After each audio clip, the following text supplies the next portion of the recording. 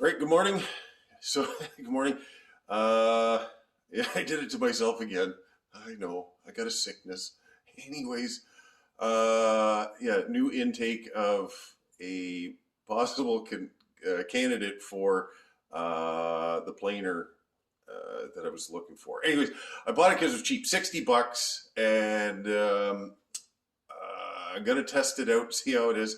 I'm not sure if I got myself a lemon, but we'll find out. Everything was basically there. We're gonna find out. Anyways, take a look at this. Okay, so here it is. It's a Delta 12 and a half inch planer. Obviously been sitting in somebody's barn because I think maybe there's even a nest in there. Who knows? Maybe I fire this thing up and a mouse is going to come flying out of it. Anyhow, you said that the thing was seized, and I don't think it's actually seized. I think the handle, there's a little grub screw right there, and I think that may be. But these posts are a little bit corroded, just as much as the top here. Certainly there, because that is pretty wet. But anyways, I'm just going to give it a quick fire up to see how it sounds, and if the bearings or anything like that are gone on it. Generally, most people that have these thickness planers, they're mainly for home hobbyists anyways. They don't get used a great ton. So I'm thinking that the motor, like as far as the brushes and everything else, probably would still be good. So I'm going to fire this up and we're going to have a look-see here. All right. Contact.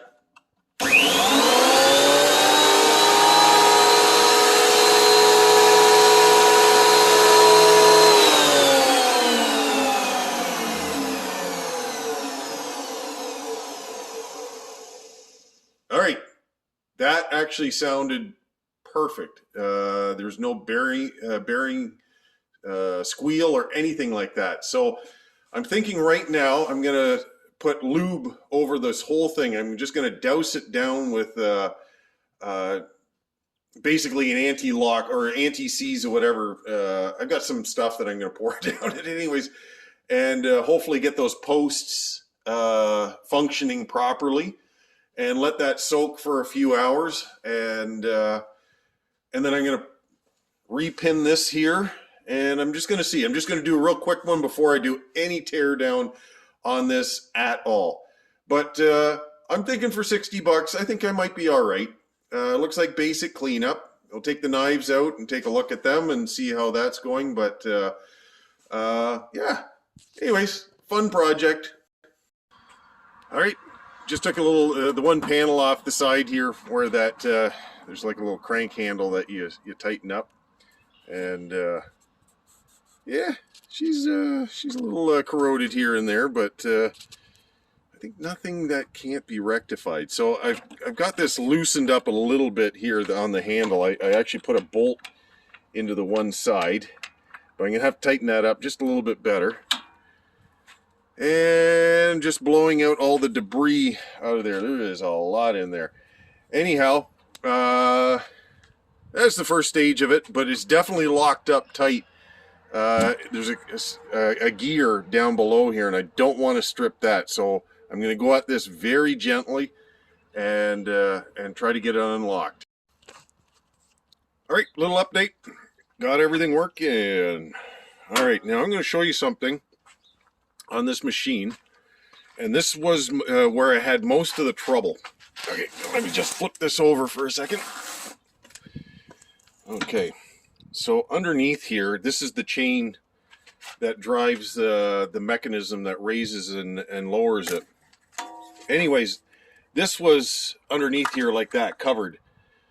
But the problem is I couldn't get to the chain because there's two bolts here, and let me just flip this over.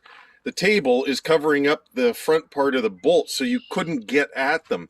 And the thing was so seized up that I needed to get at the chain. So the biggest issue was this chain was seized up, and you can see it was all rusty. I cleaned a little bit off the post just to get most of the rust off of it, but the minute I got the chain freed up, it went up automatically with hardly any resistance whatsoever. So I had to rip this thing off. There was no way for me to get the dumb thing off, so I had to physically rip it off. Not a big deal. In all honesty, I think this thing is a problem because it's you want to be able to service this where you want to be able to get oil on this chain, as you can see. So I'm going to clean this chain off as best I can. I'm going to keep it all nice and lubed, but I'm going to make sure that when I put this on a stand, I'm going to leave a space open so that I can get oil sprayed up underneath here. But yeah, you can see it's quite rusty here, yeah, here I'm going to flip this over and you can take a look and see what I'm talking about as far as the mechanism now. Everything is raising and lowering very easily now. I still have to clean the posts off just probably a little bit better. There's all kinds of oil all over this. But I've got now into it about an hour, maybe an hour and a quarter into this thing. I've got to tune up the knives. They're pretty bad. Actually, not bad. I bet you one side of them is still good because these are two-sided knives. So I'm just going to clean these things up, tune them up on the stone. I'm going to clean up that cutter head because it's just kind of gummed up.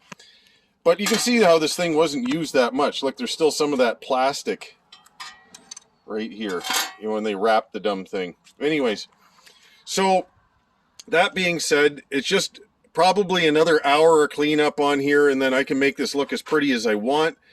All I wanted it to do is function. I just want it to plain wood. I'm just going to clean the oil off, make sure everything's nice and clean that way, and make it as decent as I can, but I am not going to paint anything on here. I'm going to get rid of the rust as much as I can. I'm just going to use it. And this is just going to be my planer when I need smaller little items. That's basically all this thing's going to be. And like if I got to run a stick or something like that through it. Now, the wheels underneath here, they got a couple of little dings in them and stuff like that, but they're not in bad shape. So not to the point where I think I'd have to replace them, put it that way. So that'll work fine. When I get this thing kind of buttoned up for the most part, I'll show you what's going on. But for the most part, if you ever do one of these things and the thing feels seized, it's the chain. It's the chain. Do that because the posts, yeah, clean them off, but it's the chain. Get that thing lubed and it'll run fine. All right, thanks. All right, just buttoning this thing up. I had it running. This is the gear box here. Make sure that when you're doing this, lube the chains and the gears as well. Here's your opportunity just to do it, because once the side panel's on, you forget about it. Anyways, do that. Check your belt on your other side, make sure it's not cracked, and you should be good to go. Right, remember, lube your chain, just like the bottom one there. All right, moment of truth. So I got it all buttoned up. I actually ran a board through it, so there's no big secret here. I just didn't want to blow anything up on camera. Anyways, I'm quite happy with my $60 planer. Yeah, anyways, here, take a look at this. Okay, so I slammed it down on an old stand that I had, but here it is. Everything locks.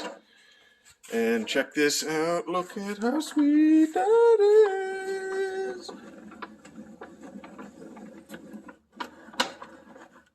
Got to put a little more oil on it, but other than that, I got to check the cursor to make sure that it's going. But okay, I'm gonna fire a piece through here. Let me go 1.25 inches.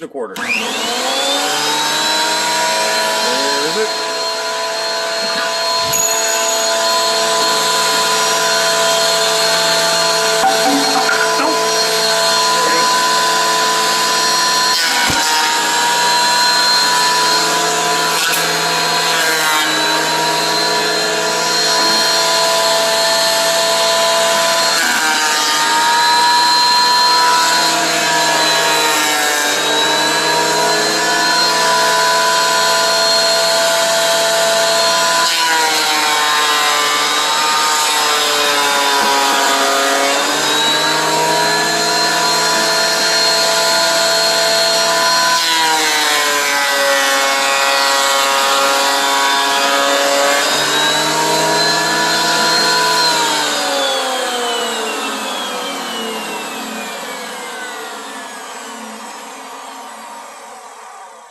There we go. Not bad at all. That was a pretty ugly piece of wood that I stuck through there. But yeah, no problems at all. Let me check front snipe. Nope. Actually, no, just a slight little one here. If I feel that, yeah, just a little bit of one, but not much at all. I'll just check it for parallel, make sure that that's fine, but I'm pretty happy with that. So all I did was flip over the knives, put a fresh, the